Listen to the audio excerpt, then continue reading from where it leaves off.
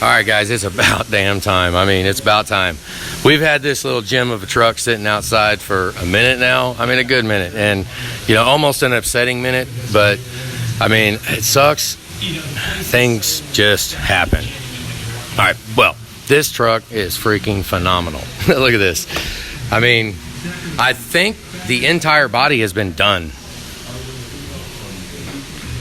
Okay, and we're not done yet. Look. Granted, a lot of people bang on a 6.4, whatever they do. 6.4, that means it runs, right?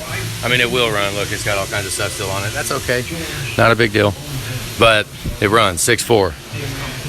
And then what makes it even crazy for the truck lovers, right? Now, it is kind of a little bit more. I've got one, and it's fun when it's fun, okay? It's fun. Yeah, this is definitely a fun truck. But the thing, it's going to take away from it a little bit because it's a 6.4. Look at this, guys. It's a freaking manual. Holy crap. Like the holy grail of anything anybody would want, except the fact that the manual makes you lose boost between every single shift. So it's going to be a little slower off the line if you want to drive, but it's still nevertheless fun as a mother with manual four-wheel drive. I mean, really? I mean, it's like this is some kind of forbidden fruit of a truck, right? Maybe some seats. I mean, I don't know, but you might want to have 3 people in there. Wouldn't be bad. Yeah, no. It's just this truck is so ridiculously phenomenal that, man. But under the hood, we don't know what we have yet. And I really this truck needs a focus. It needs focused on. Right? We are going to have to take it, and the plan is it's going to have to go back outside, potentially. I always kind of plan for the worst. It's what makes things take longer, because I don't do anything as far as spinning the actual, putting the bob weights on the crankshaft, spinning it and drilling it out, and balancing the actual crankshaft. So, that is, and line honing the block. I will not. I don't do that. I don't have the capability here. I ain't got enough money. But so that is like an Achilles heel. I mean, even one other part as for a rod hone. Yeah, it's getting to where we are losing revenue because we don't have these tools, and hopefully we can look at that stuff as if.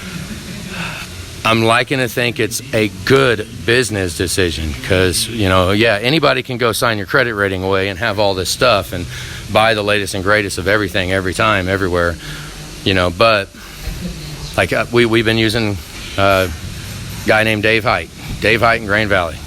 Man, he's awesome dude, awesome.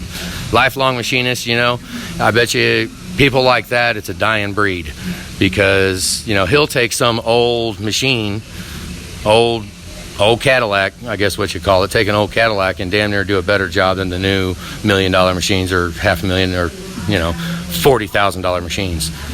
But whatever, I'm off on a rant. All right, this Medo's truck, we don't want to take away from it. He brought it here. I mean, it's from Florida.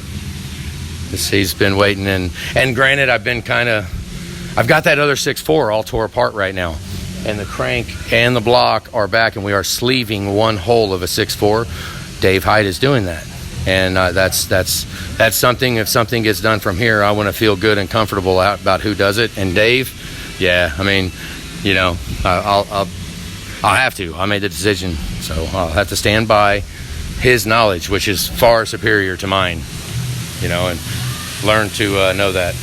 But kind of, I don't know. I'm just looking around at the truck because honestly, it's like freaking awesome.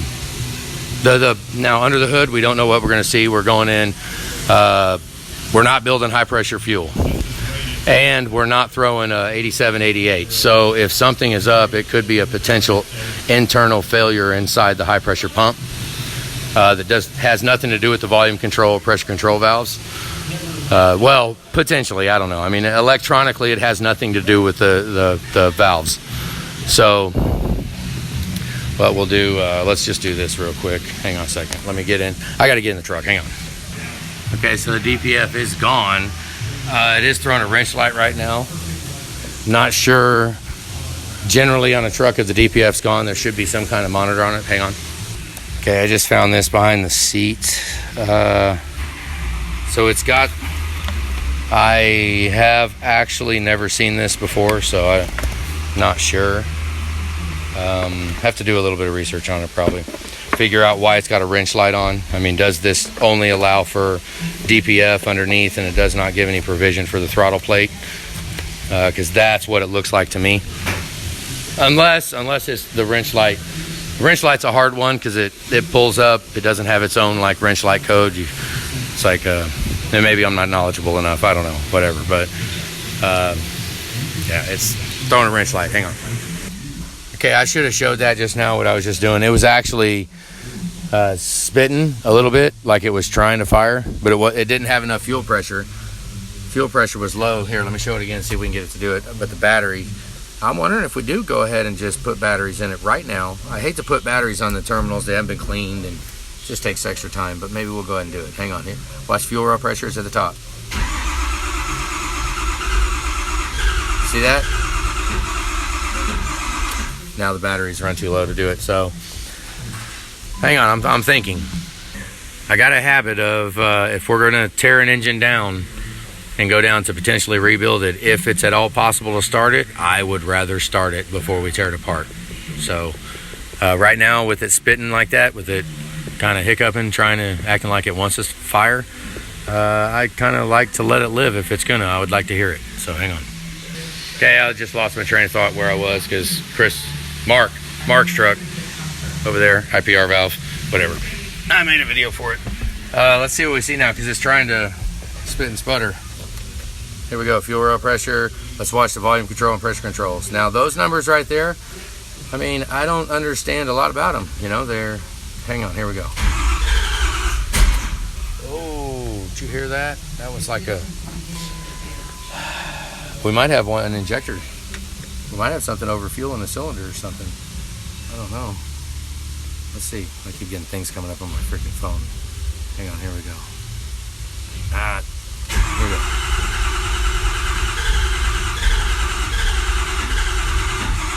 See that? Now, it hasn't, the fuel system has not been cracked open. That's what we're getting at. It hasn't been cracked open, so you know, when it's building up like that, it should have fired. It should have built pressure. So we've got, what I'm gambling is internal failure inside the pump. Because we go into codes here. Let's go in and look and see what's in it. And let's see. I don't think I've cleared them. Like, I don't remember. All right, we got all kinds. 2291 is really the only one that is noteworthy. Oh, it ain't gonna work. 2291. With 2291 with no other battery voltage, instrument cluster, but the instrument cluster could be one too but I doubt it, but these trucks need the instrument cluster to run. So, whatever, who knows. I'm gambling that right there, 2291, without having a P0088, and we've got communication with the PCM. Well, some of these are going to be very hard to know. I mean, I don't know about the tuner because the tuner changes a lot of crap, and I'm not sure what codes could be caused from the tuner, you know, because the wrench light is on. I'll show you here. Let's let it go. Hang on, just let it go. It ain't gonna do it. It's gotta go through. Right. Let's just right there. So,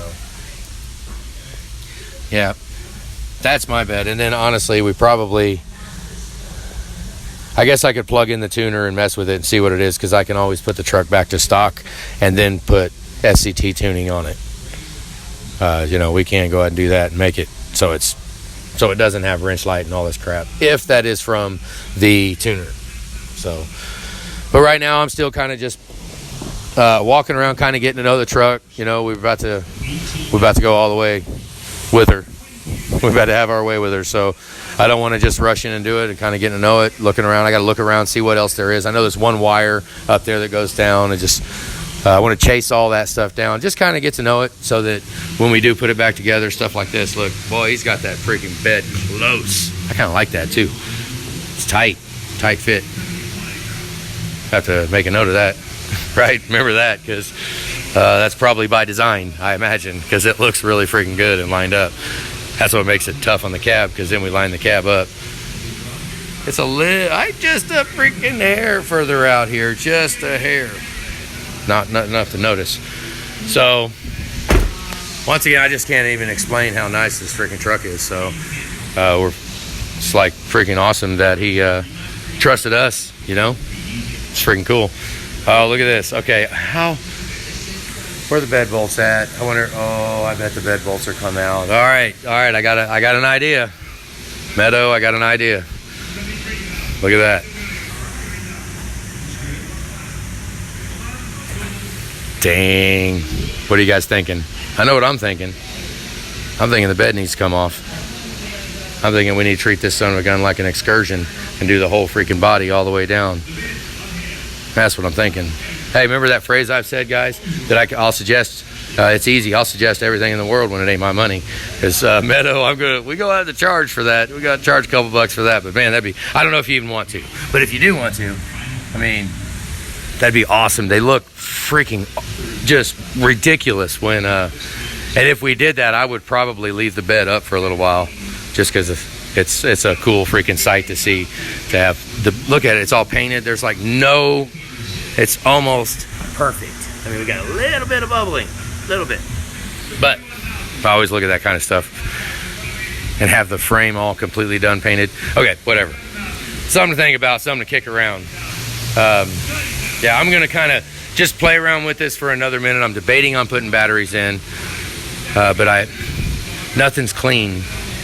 And honestly, with what I'm seeing for the ICP, I don't think the power, the rotation of the crankshaft is the issue with it building fuel pressure. I mean, with it bleeding, it bleeds down. Yeah. I'm just getting at, I'm thinking about going ahead and taking it apart. But in order to take it apart, we will basically condemn the high pressure fuel pump. We are going to put a high pressure fuel pump in it, and I would not mind. They're like $30. I think they're cheap. Put a fuel rail pressure sensor. Go ahead and commit to putting a new one in too. Because it's $30. I mean, give me a break. You know, we'll keep the old one for sure.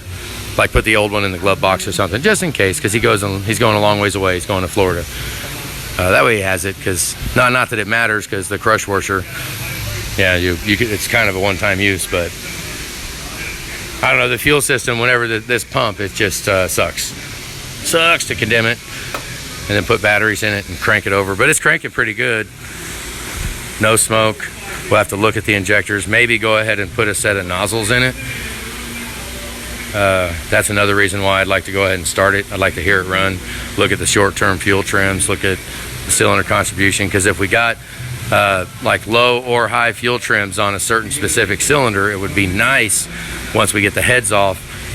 If we got low on one cylinder when it's running, and then we take the heads off and that cylinder looks pristine perfect, then we know there's an issue with the injector or the valve train, right? So it's kind of and if the cylinder looks bad, well then, you know, depending on the failure, it could wind up, we could look at the injector anyways because of spray pattern or trying to melt stuff, or, you know, who knows. But it'd just be nice to get it to freaking run. And if it's high pressure fuel pump, it ain't gonna freaking run. And we're sitting here beating a dead horse, and that's what sucks. But we're talking about this, you know, these jobs are substantial investments. It's a big freaking deal. It's a chunk of savings and time and effort. So we're not in that big of a hurry when it comes time to start disassembling it. I call it getting to know the truck. I want to get to know it a little bit. So I might even crack a line loose, and let's see if we can't build some pressure out. Almost be worth pulling off the line on the passenger side fuel rail, and let's just see how much comes out. It'd be stupid because it builds a couple 100 pounds, so that wouldn't give us a gauge. But okay, all right, guys. I don't know, Medo's truck. I'm gonna decide which way to go. I just kind of wanted to make an introduction video to it, because it's up. Things are about to happen with it, and I'm not quite decided when we're actually gonna start going in full-on disassembly mode, just because I'd like to fire it. I'd love to see it start. So I got a little time. We're going to give it a little time. I'm not in a hurry. Maybe an hour and a half, something like that. I'm just going to play around with it. I don't want to beat the starter up. I just want to kind of check fuel pressure, check low pressure fuel. I got a cap that we made way quicker than putting in a test fitting. I got a cap, put it on there. There you go, take low pressure. Yeah. All right, guys, that's it. Have a good day.